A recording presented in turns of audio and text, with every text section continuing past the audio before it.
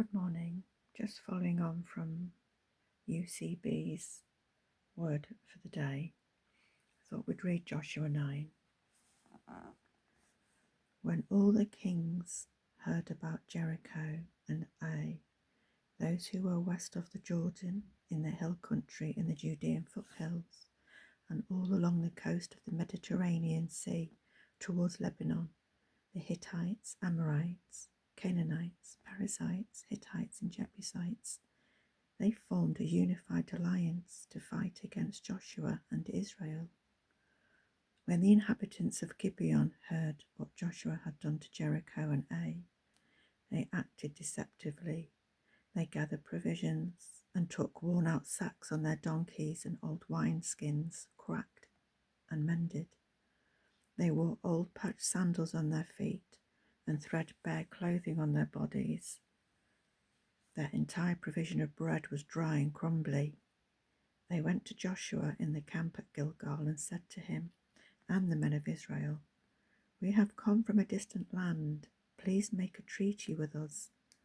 The men of Israel replied to the Hivites, "Perhaps you live among us. How can we make a treaty with you?"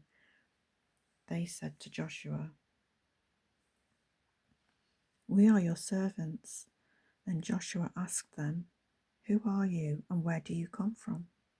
They replied to him, "Your servants have come from a faraway land because of the reputation of the Lord your God.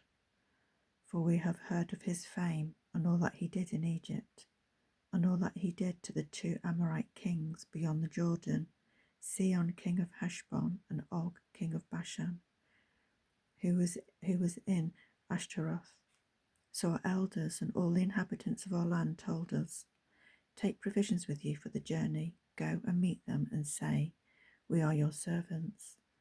Please make a treaty with us." This bread of ours was warm when we took it from our houses as food on the day we left to come to you. But take a look, it is now dry and crumbly. These wineskins were new when we filled them, but look, they are cracked. And these clothes and sandals of ours are worn out from the extremely long journey."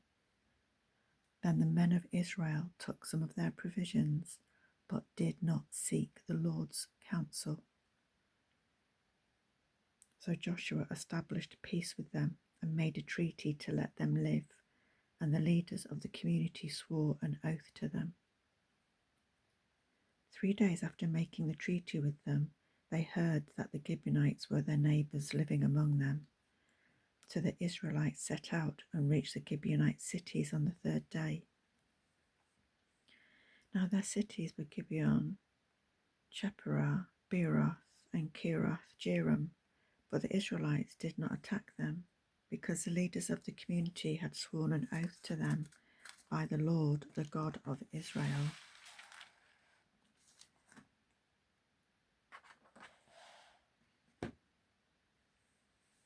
Then the whole community grumbled against the leaders.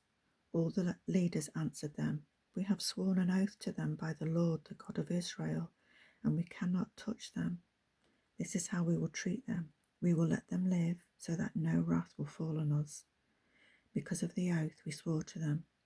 They also said, "Let them live." So the Gibeonites became woodcutters and water carriers for the whole community, as the leaders had promised them.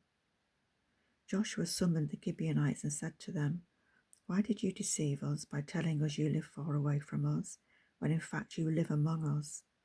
Therefore you are cursed and will always be slaves, woodcutters and water carriers for the house of my God."